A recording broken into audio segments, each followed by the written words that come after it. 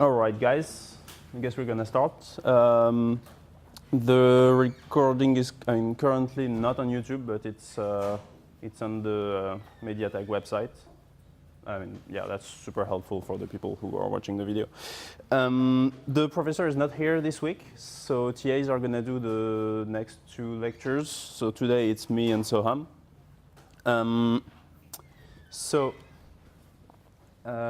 Is the sound working fine? Yeah, perfect. So now you should be all perfectly proficient with backpropagation. You've seen gradient descent as a general thing. You've seen how to apply it to a feed-forward neural network. And you've started to see a little bit the problems that come with backpropagation. So next time, the professor mentioned that compared to the perceptron learning rule, sometimes backpropagation can't find the perfect solution in terms of accuracy on the training set, but that it's not necessarily a problem. It can be seen as a feature to enable more generalization and avoid learning outliers.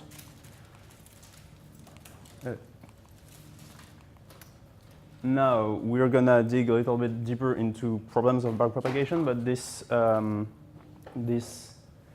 lecture we're gonna look into the problems of convergence. That is, next time you saw what can be wrong if we manage to get to a minimum of the divergence. Today we're gonna see if we can even get to that minimum, and what kind of problems we're going to find on the way, what kind of solutions we can try to find for these problems. So mainly the two problems are we going to converge where we want to, and how long is it going to be? So if you wanted to do this analysis for a multi-layer perceptron, it would be hard, because these are, as you know, it's a large class of functions that is super hard to, and it's super hard to do optimization with mathematical results on this class. So instead, we're just going to talk about convex optimization problems, which RMLPs are not, but you can consider they're harder. So everything we say today is mostly correct, except for for neural networks, it's more complicated. So basically what we're doing is look where we are able to look, like kind of like the guy who searches his keys and just looks where there's light. So a convex function, you know that it's convex when it's curving upward, or that you can also define as you take two for real valued input. Take 2 points on the surface, and you look at the segment between these 2 points, and it should be above the surface at any point. Or you can say that the slope is always increasing. There are a lot of definitions that all mean the same thing. And there are a lot of nice properties about convex functions, one of them being they have only one minimum. So if you manage to get there, you're sure you're in the global minimum of the function. So you can have non-convex function, obviously, and this at the bottom you have an example of one. You can consider neural network error not to be a convex function of the parameters. So for gradient descent, what you want is to converge to a solution. So you say it converges if you arrive at a fixed point. We're not going into the definition of limits of functions and everything. Basically, if you go where the gradient is 0 or closer and closer to this point, you converge. What could happen is you not converging, you're bouncing, like getting closer, not getting closer, just bouncing around this point, jittering, or you can even diverge. So there are conditions to respect to avoid that it happens, because what you want is to converge, right? So you can define in convergence, you can define the convergence rate, which quantifies how fast you get to your solutions. So you define it as the relative rate of the distance between you and where you want to go at a step and at the step before. So if this rate r is a constant, or if it's like upper bounded by a constant, you're going to say the convergence is linear, but don't get fooled by the name, because that actually means the speed you're arriving at the solution at is exponential, not linear. So I said we are going to look into convex functions. For now, let's start even simpler. We're going to look quadratic functions. That is, functions of if w is your parameter, you look at something times w squared plus something of w plus a constant. So if you apply gradient descent for that, you're at some point. At the step k, you're at wk. You look at the gradient at this point, you multiply by the learning rate, and you arrive at your next step, wk plus 1. So the question is, what would be the optimal learning rate in this? Ideally, the optimal learning rate is the one that brings you directly to the bottom of the function. So for a quadratic function, it's actually super easy to figure out. You know that you can rewrite your coefficients of the quadratic function in terms of the derivatives, first and second, of the function. That's just Taylor expansion that I think you know about. Do you? If you don't, you can, or don't understand something I said, you can raise your hand, especially if it's a mispronunciation problem. That can happen.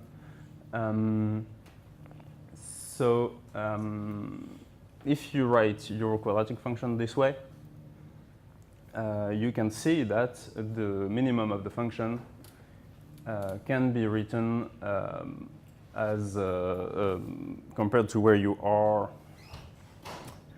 compared to your point wk, you can define it as depending on not only the gradient, that is the first derivative of the function, but also the second derivative. So if you pick your learning rate as the inverse of the second derivative, you're going to arrive exactly where you want in one step. So if you pick an optimal learning rate as this, pretty much. If you pick eta as the inverse of the second derivative in wk, which is actually the second derivative for a quadratic is constant, right? Then at step k plus 1, you're directly at your minimum. So it's not very interesting problem to try to minimize a quadratic function, of course. But we're looking into this more like a tool to understand gradient descent in a general way. So this is your optimal learning rate. If you're smaller than that, what's going to happen is you're going to get closer and closer to your monotonically to your solution. If you're exactly that, you arrive directly there. If you're bigger than that, but slower than twice this optimal learning rate, then you're converging too, but by bouncing from one side to another. And if you're bigger than that, you're just going to diverge. So that's what you want to avoid. Now, if you try to generalize that to generate differentiable convex functions, not quadratic ones, you can pretty much do the same thing. You define the Taylor expansion, except this time it's contrary to quadratic. It's not an equality. It's just an approximation, right? And you can define with the same logic the optimal learning rate as the inverse of the second derivative in wk. And you are actually gonna get divergence in if you take something that's twice that. It's going from quadratics to convex function is not really a proof. So like there's no, we're not proving that that's going to happen. You kind of have to believe us, but it's intuitively you can understand why that's how it works. Because like a convex, you can see it as something that's locally looks like a quadratic. Now, if you look at functions of a multivariate input, more complicated, but that's actually what you have in the neural networks, since you try to optimize with respect to all of your parameters. So that's definitely a multivariate input. So we can still look at quadratics, except this time the form of a quadratic is more like this. So it's Wt times dot square matrix dot W plus W dot a vector plus a constant. So if we, for now, let's look at the case where A is diagonal.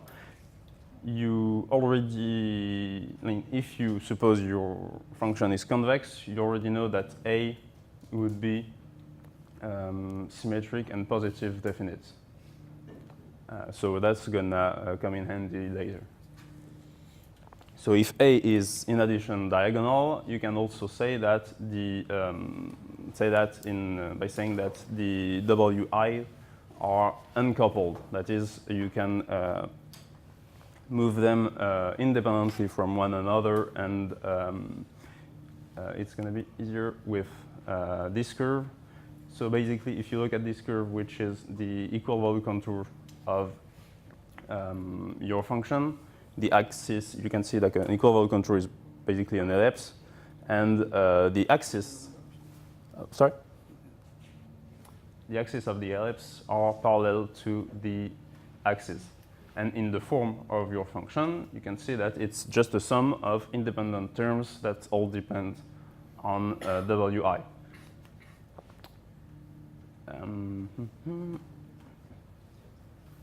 Yeah, so it's basically just a sum of independent quadratic functions. So,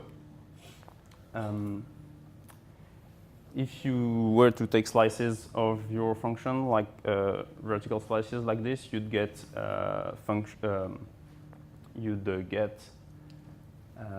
different real-valued functions that are basically all the same, but separated by a constant value.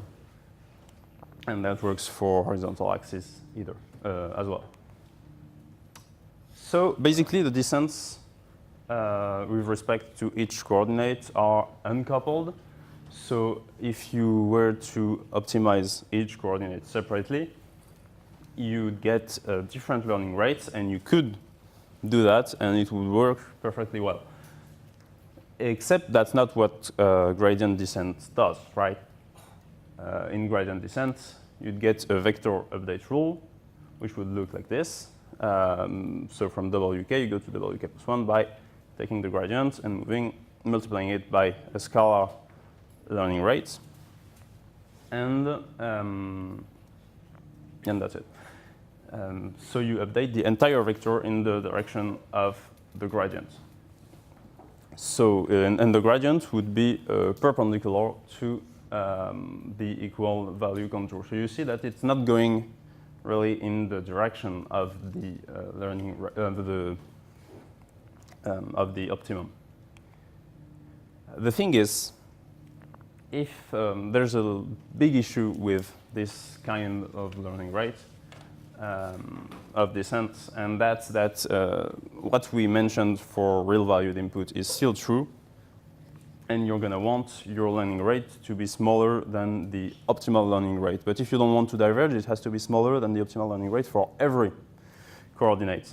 And since you have a lot, it's going to be smaller to twice this optimal learning rate. Sorry. But since you have a lot, this is likely to be a very small minimum, and your convergence will be extremely slow. And every time the learning rate is bigger than the optimal learning rate, but smaller than twice that, it's going to oscillate in addition. Yeah. Why is the direction? You said the direction is not going towards the minimum in the 2 slides previous to this one. Correct. Why is that? I didn't get it. Well, in a general curve, if you take the gradient, it's leading to a direction where it descends. But there is no particular reason that if you follow the gradient directly, it's going to lead to the global minimum of the function. So if you, and one property of the gradient is so that it's always perpendicular to the equal valued contour. So here, if you look at it, at this valued contour, you can see that if you take the gradient at the point that we're giving, the direction is not at all the minimum, right? Okay, so what we're saying is that it works if it's infinitesimal, but if it's like larger steps, then it may like not go towards the direction of the. If it's infinitesimal, you can say it that way, I guess. It would work if these ellipses were circles instead of ellipses, or that you can, if you look at the definition of this function, if all the ai were equal or equal to 1, then it would work. In general, that's not how it works. That's not a big problem, right? Because you want to get closer to this step, to this minimum in several steps. But the real problem we have is more the question of how fast you're going to get, and the answer is slow. So these are some illustrations of what could happen. Here we are looking at like a two-dimensional input with two different optimal learning rates, still quadratic. So if you're the biggest one is 1, the smallest one eta 2 optimal is 1/3. So if you're a little bit above the double of this second learning rate, you see you're bouncing out of the function. If you're exactly equal to that, you're oscillating without never getting where you getting closer to the minimum. The fastest that you'd go is actually like if you take if your 1 point eta equals 1.5 this, you see you can get fast in the center pretty quickly. But if you take exactly that, then you optimize the second coordinate like super fast. But the other coordinate is gonna be much slower to converge. And if you're smaller than that, it's it's even slower. So here you see that taking exactly one optimal learning rate is not gonna give you the best solution you could. So the rules that were easy to understand in the real value case are not easy here. So convergence behaviors tend to be unpredictable, especially when you increase the dimension. There were a question? Yeah. On that other slide, was one of those 5 that you were looking at like optimal? It's kind of hard to tell from the picture. You wouldn't call it optimal. No. If these are your options, I guess the best one is the one on the right. But that's just here. We're gonna try to make a general rules that are better than this a little bit later. But if you want a good learning rate, basically would have to be close to all of your coordinate learning rates. The thing is, if the rate between the biggest one and the smallest one is large, then you're not going to be able to do that, and you can only have slow convergence. So the reason for this problem is that these ellipses that give the equal value contour, they have axes of different length, and that results in different learning rate for different directions. And by the way, that is, we just mentioned the case where A was a diagonal matrix, and that is when the coordinates are uncoupled, but if they are coupled, the thing, it becomes even harder to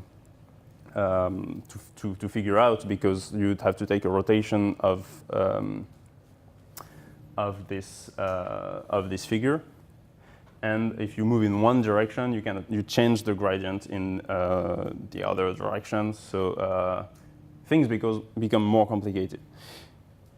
So the solution you can think of is to normalize the objective so that you'd have, instead of ellipses, you'd have circles. So that would be taking a change of variables mathematically. So you'd be looking for instead of W, you try to optimize a W hat that you can express as a linear combination of the elements of W, and that you could optimize with the equation at the bottom. That is the equation of a nice paraboloid where the equal value contours are just circles. So if you look at the original equation by just doing some, you're looking at a matrix S such that you could get the equation at the bottom, and it's pretty easy to find that the S you'd get would be the square root of the A matrix. So I mean square root in the sense of like positive symmetric matrices. Are you familiar with that? I guess. So if A is diagonal, S would be diagonal too, and it's just the square roots of its diagonal elements. If it's not, then you still have a square root matrix, and you can get with your updated equation. It's much easier to optimize because now the learning rate is independent of direction. It's leading you directly to the gradient is leading you directly to the minimum, and you can find an optimal learning rate that would lead you directly to the solution in the quadratic case, right? So if you were to express this equation back into the equation of W and not W hat, what you get is that you have to multiply the gradient by the inverse of the A matrix of your equation. And then if you do just that, the optimal learning rate is simply 1, actually. Because that's the equation on the top is your equation. So if you look at convex functions that are not quadratic, you kind repeat the same behavior, and you get a sort of optimal learning rate, except this time you're going to replace A by the general matrix of the second derivatives of your divergence, which is also called, you've seen it a little bit last week, the Hessian function of your divergence. So if you just update by the gradient times the inverse of the Hessian matrix with a learning rate of 1, you're going to get not to the global minimum. Let's see what happens, actually. Basically, what you're doing is take a quadratic approximation locally of your convex function. You get to the minimum of this approximation, and then you start again, and again, and you see that that's just an illustration, but here you'd get to the global minimum of your convex function pretty fast. So did we solve gradient descent? No. You still have a couple of very, very problematic issues, and one of them is the Hessian function itself, which is extremely heavy to compute because it has its number of parameters is of coefficients is the square of your total number of parameters in your network. So if you take just a network with simply like 100,000 parameters, the Hessian matrix would have 10 billion items. And you'd have to compute this matrix and then manipulate it. And you can consider that it's unfeasible. And 100,000 parameters is basically what you have to deal with in homework 1 part 1. So it's really not a lot. And you'd have to invert this matrix, more importantly, and that's not a trivial operation either, as you may have learned in an algorithmic class. The algorithms to do that are not linear, they are more complex than that. Moreover, it's not, you have additional problems. Since you're not in the case of a convex function when you're dealing with neural networks, you have like additional problem, one of them being that your Hessian function does not have to be positive semi-definite. And if it's not, then if you were to multiply the gradient by that, you could go in the wrong direction in some coordinates, in the coordinates where the, in the directions where the eigen value is negative. You can understand that quite easily, actually. If you just take a if you take a one-dimensional input and you went there, your gradient would go this way, but your curve at this in this section is negative. So if you were to multiply by the second derivative, you'd actually go this way. But for real for multivariate input, you can be sure that this is gonna happen in some coordinates all the time. So the Hessian is not, you can't use the Hessian matrix directly. You'd have to look into the coordinates and avoid moving in the directions where the eigenvalue is negative. It's harder. That's what you have to remember. So is what we did before completely useless? No, you have several optimization algorithms that are evolutions of gradient descent and try to approximate the Hessian matrix and basically do kind of the same thing but with matrices that are easier to compute and manipulate. Here are some you may have heard before. Yeah, there's the BFGS algorithm, the Levenberg-Makar algorithm. You see them quite a lot in machine learning in general, but in neural networks, not so much today. You used to see them. Now we find more stuff that seems to work better.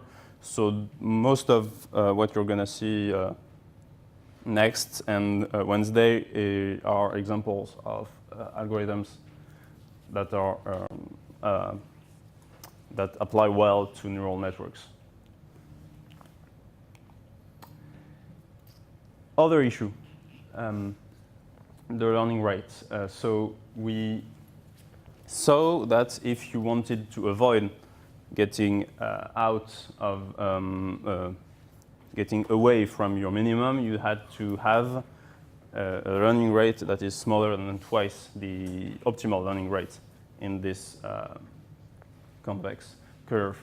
But since neural networks are not convex, actually getting out might be exactly what you want.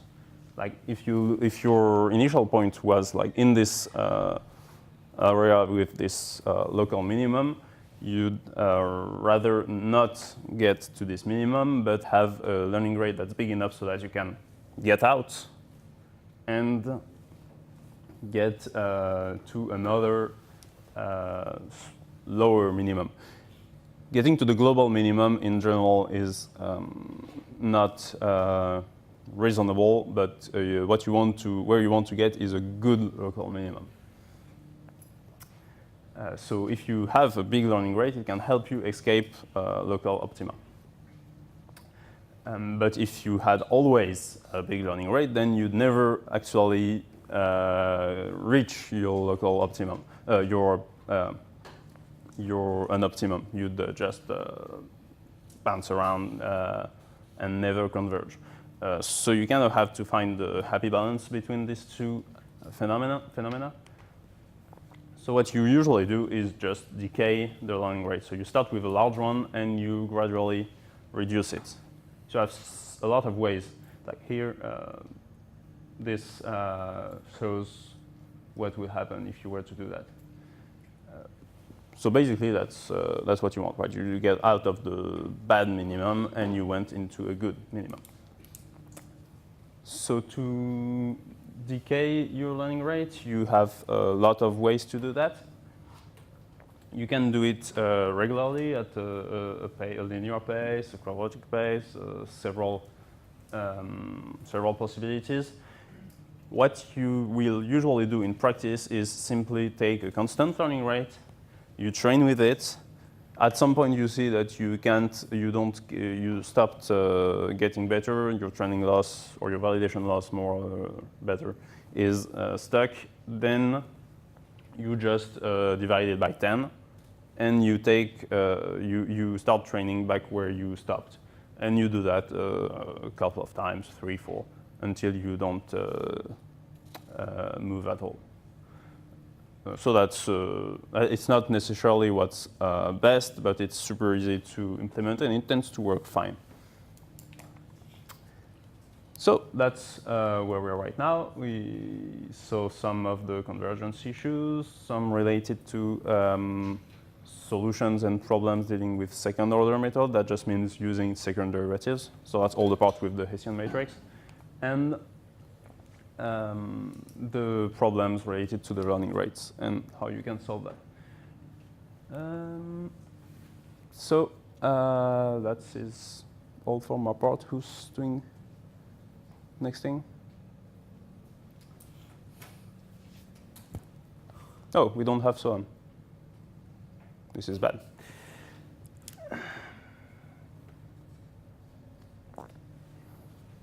Don't know where it is.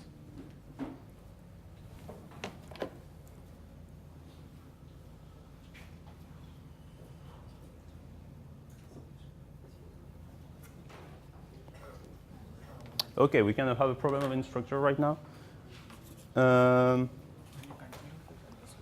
You're familiar with Rprop? Okay, you can try that.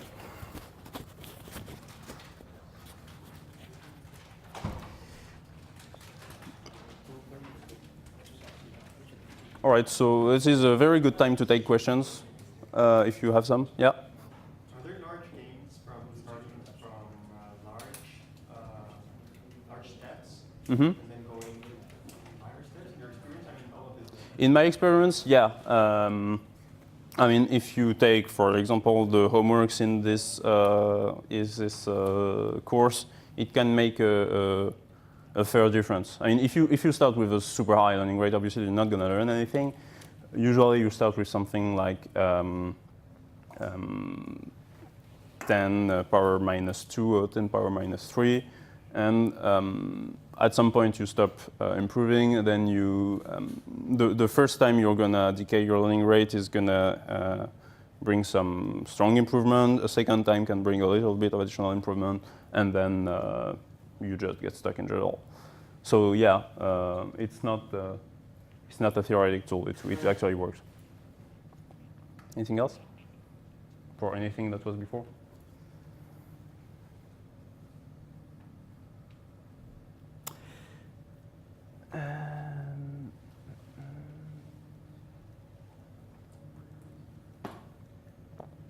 All right, so we're just going to see if we have a solution to this problem.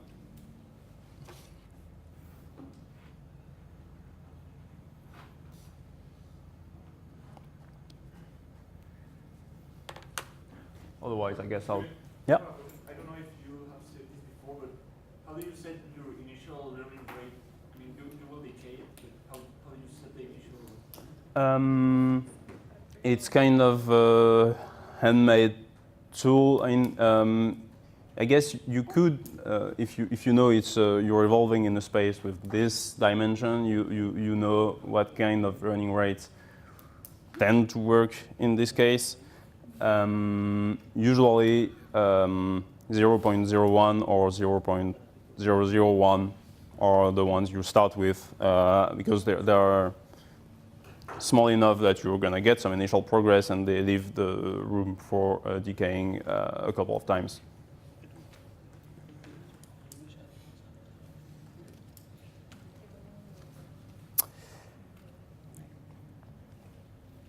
All right, so I guess I'll just try to go further.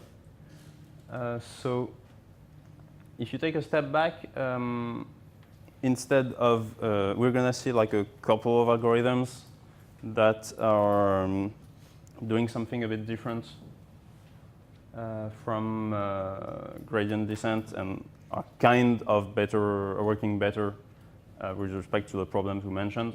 So you saw that the problems arise because we need a fixed step size across all dimensions, and since you need separate ones for the different coordinates, that's where the problem comes from, and that's why you need to scale the axes and everything. If we, instead of scaling the whole space, we can just try to relax these requirements and see algorithms that don't exactly use the derivative of the whole function. Kind of do that, but not exactly, and tend to be efficient for neural networks. These are not the ones you see the most in the literature, but some works tend to show that they work as well as anything else. So it's really worth knowing that they exist. So Rprop is short for resilient propagation. It's a super simple algorithm where you basically follow a separate gradient descent for each of your coordinates. So at okay, cool. Are you very familiar with Rprop by any chance? No, okay. I'll just try to keep up that. So basically, what you do is at each time you're gonna go in the. You're gonna look at whether you went in the right way or not, and if you are, you're just gonna go the same way by increasing the step, and if you're not, you're gonna go reduce the step and go the reverse way. So it's kind of looking at whether you were doing a monotonic convergence, in which case you can afford to go faster, or are you in a bouncing out case, in which case you want to go the other way, but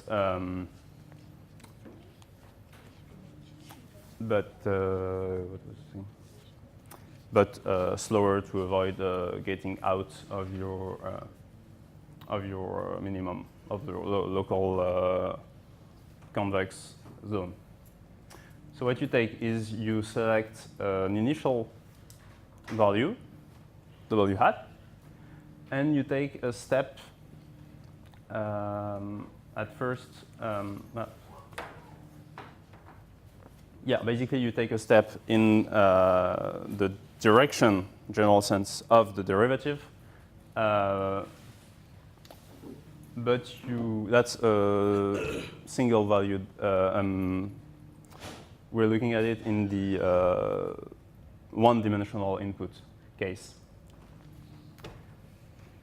So you take, you go in the direction of the derivative, but at first you go in this direction, and you see whether it reduced the function or not.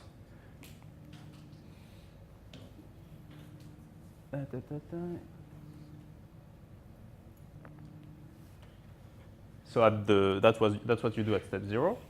What you do at step 1 is, if in the previous case you were going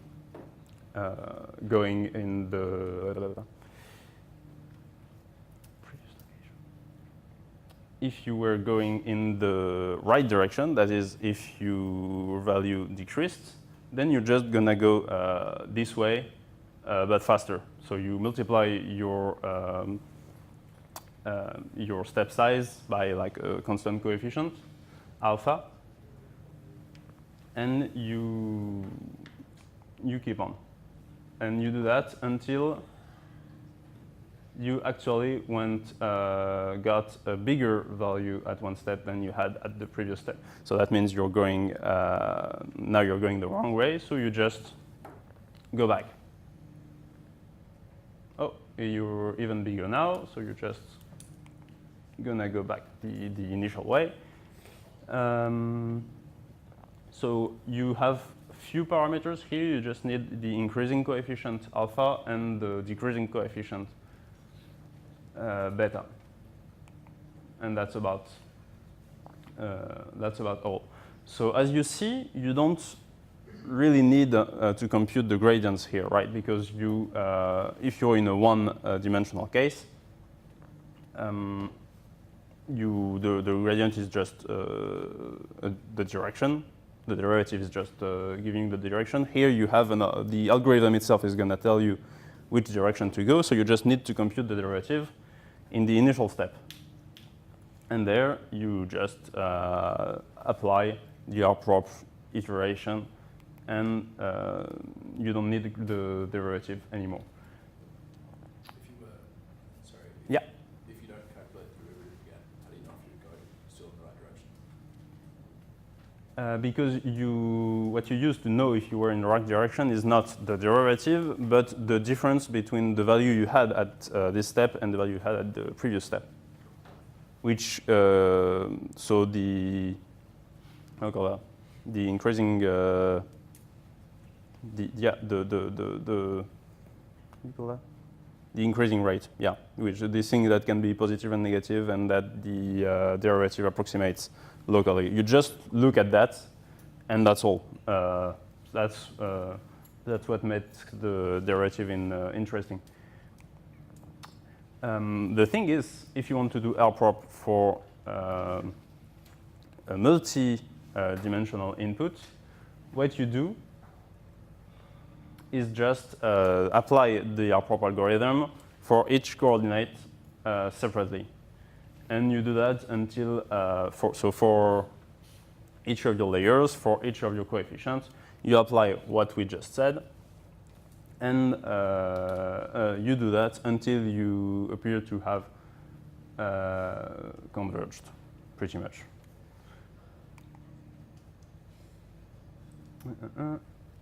Yeah, so as you see, you just used the backpropagation algorithm to compute the derivative at the initial step, and then you use Rprop to do all the next steps. So the idea is that you do Rprop for each coordinate, then separately, and then you start again, because of course you moved, since you moved, it's not like you can update the coordinates separately and you're going to arrive at the minimum. But let's say you have like a two-dimensional algorithm.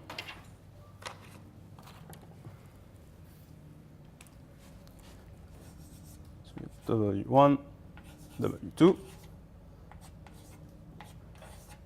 So that's how you start. So you apply, you compute one derivative. You apply Rprop to W1.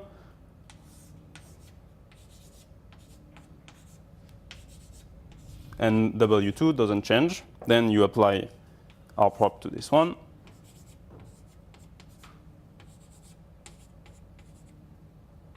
And then back to this one. and you do that, and so to go from here to there, it's just one backpropagation and several iterations of Rprop until you reach some like level of convergence where you don't increase at all from one step to another. And so this, which is actually simple and you'd expect not to be super efficient, tend to be actually super efficient. And what is great is that it is not even a second order method like the Hessian thing. You just look at the increasing rate for your function, and it tends to be much better than gradient descent. Makes me a little assumption about the last function. Yeah. So you just, you pretty much don't make any assumption at all. You don't even need the function to be convex for this to work. That doesn't mean you're going to get to the global minimum, right? But you're going to get somewhere, and it tends to work. No, as for quick prop, yeah. So we have to keep a vector of learning rates, one for each dimension in Rprop? Keep a vector of learning rates, you say? Because all the learning rates for different dimensions might be updated at different times. Which means we keep not one learning rate, but well, you don't. one for each dimension, right? You don't really keep them. You, since you're going to modify this coefficient with like its step size that you have to remember, then you move to once you're quote unquote done with W1, you update W2. But instead of like 1, you would have n learning rates. Well, you can't really say that because it's not like you move them all together with separate learning rates. You just use a so-called learning rate for this one, then you forget it and you move along to the next parameter that you want to modify.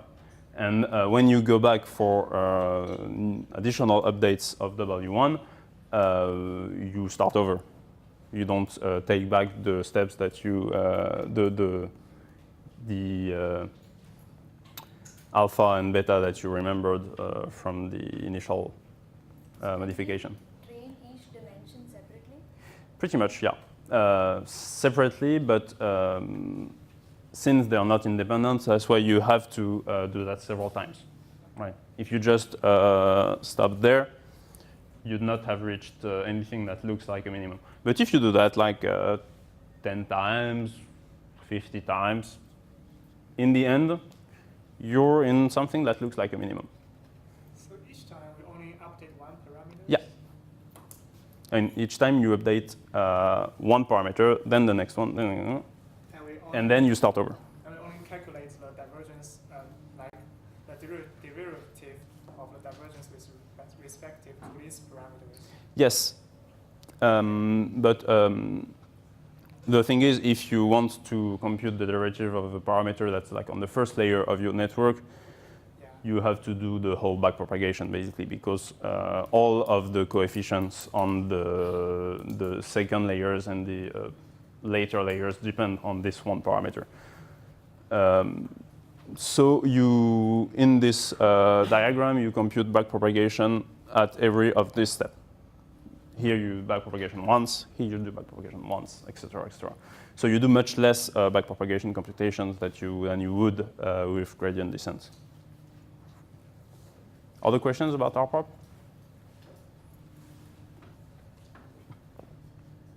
So quick prop is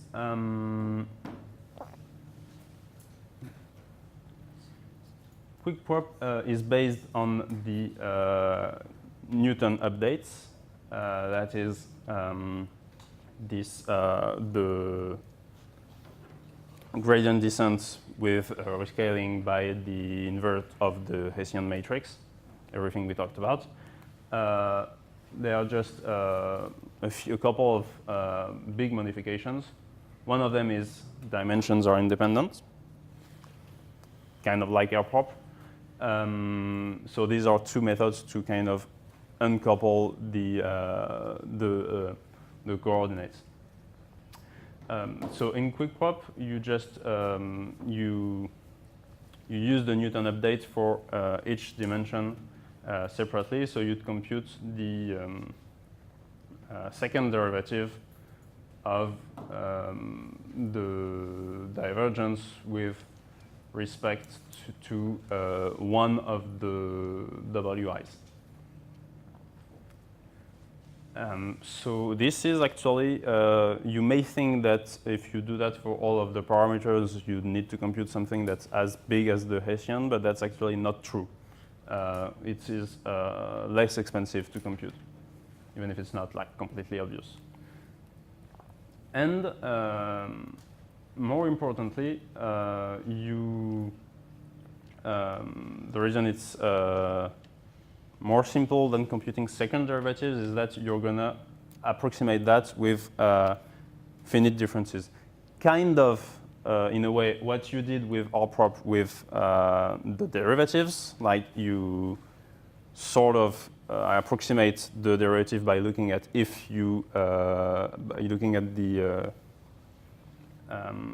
finite difference between two values. With Rprop, you're gonna look at you're gonna try to approximate the second derivative the same way, but you still compute the exact derivative, first order derivative, but you're gonna approximate the second one. So you do that pretty much this way. You just you compute the derivative.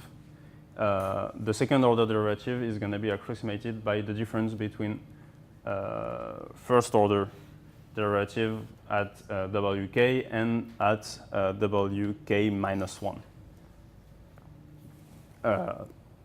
Divided by the difference between the two. So that's exactly what finite difference is. So since you compute the first order derivatives with backpropagation, you don't need to compute anything else. You just take so the difficulty is just that you have to remember your derivative from one additional step. Is it clear up until now? Basically, what's amazing about these algorithms is that although that's not necessarily what's best for reasons that are going to be clearer Wednesday, they are very simple and both very efficient. So, yeah. So the first order derivative is just a backpropagation, and that's all you need. So here you'd use coefficients that come from two different iterations of backpropagation, the last one and the one before. It's not that easy to use with PyTorch or TensorFlow or this kind of frameworks that are not really designed for that, but it's manageable. And if you were to do that for one homework, there is a chance that it's gonna give good results. So you can try, and actually, if you manage to get good results with that, it would be quite interesting, and there's room for a publication to do that actually. So it has some problems. Rprop, it's a little bit unstable in the general case, so the non-convex case, but still it's. It tends to be very fast and to work in many cases. So that's pretty much where we are. So what we're going to see now are, I think it's momentum, right? Yeah, UP. They do.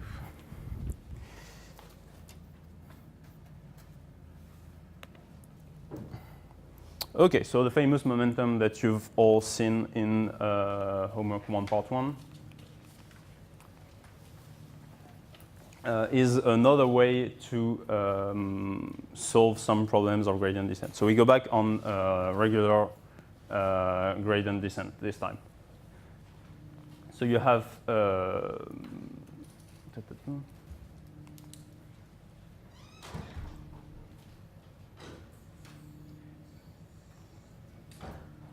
yes, so the solutions we mentioned to have like a dimension-independent learning rate, they are efficient for some reasons, but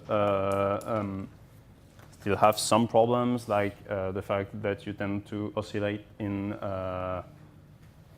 the directions that you're not looking at some point. So one momentum is a way to keep track of the oscillations and of the general direction you're going to, and to emphasize the steps in the directions that tend to, in the previous, in the directions that seem to converge. So it's kind of a memory-based update on gradient descent. So the basic idea of the momentum is to keep a running average of all of your past steps. The idea being that if so you keep a running average in every for every coordinate, right? It's you keep a running vector average, except in the directions where you had oscillations, the previous steps are gonna tend to negate each other. So you by keeping a running average, you're negating the direction in the update in this direction, and you're just moving in the directions where you actually get some progress. So that's kind of the idea. If you used regular gradient updates on a function with equal valued contours like this, most of the updates would be in the direction, in the vertical direction, where you have little improvement. And if you you add a bit of momentum to that, you're gonna emphasize the direction, the updates in the direction that is actually making progress. So the general direction of convergence. So you do that simply by you maintain a running average at this point you should be pretty familiar with that. So you to get the step size at W at step k, you just multiply the step size as step k minus 1. You multiply that by a coefficient called beta, that's usually 0.9, but it could be something else, and you add to that the step size that gradient descent gives you for step k, and that's all. It's actually very simple, and it increases directions in the it increases the step size in the directions where the gradient tends to stay the same size, instead of the ones where it flips. So the updated gradient descent rule is super simple to write. So that's gradient descent in general, and that's gradient descent with momentum. So barely anything changed. You just have the running average to keep track of. So that just So if you look at it more closely at the step level, here with the momentum update, it's kind of like you compute the gradient step at the current location, and then you add the scaled previous step. You can do the opposite if you think about it. Like you compute first, you move to you move according to the running average to a new location, and then you compute the step size from that point, and you get the final step.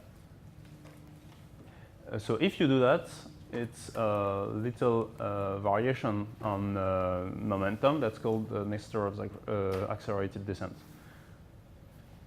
So you see, you extend at every step, you extend the previous step, you look where you are, you compute the gradient there, and you get your final step like this. You just, in the end, it's like you added the two, and so it's close to momentum. It just the difference is just where you compute your new gradient. So you have to slightly change the momentum, the update rule for Nesterov. So if you compare Nesterov and momentum, you see that in a lot of cases, Nesterov tend to be actually better, interestingly. So it's actually not as common to find in deep learning frameworks, but it's there are reasons to believe that it's actually better.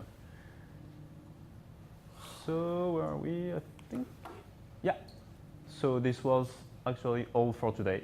So what remains to see is incremental updates, which are also called stochastic gradient descent, and how we're gonna revisit all that we've seen based on that, and some tricks for generalization, etc.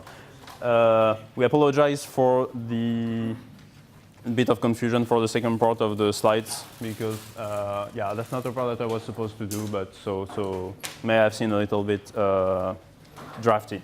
Sorry about that. But if you have questions, we have still some time to answer it. Like technically, there's still 10 minutes of class.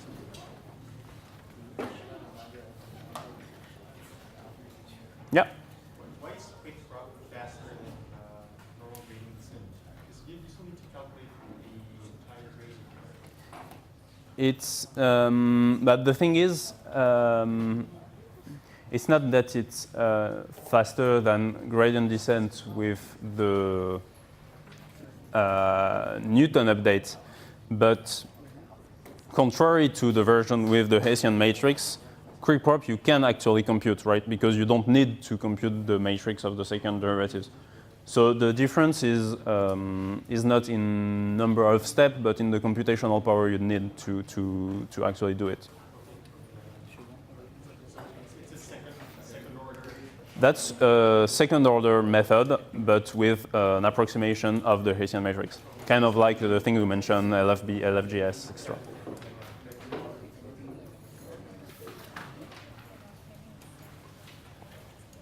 So there are a couple of hidden slides in there that the quiz will talk about. You should remember that. What topics are these? Just some additional problems with the Hessian. A little. It's not like one big thing for this one. For the next lecture, you're going to have a whole part about the generalization of Rprop that's not covered in lecture.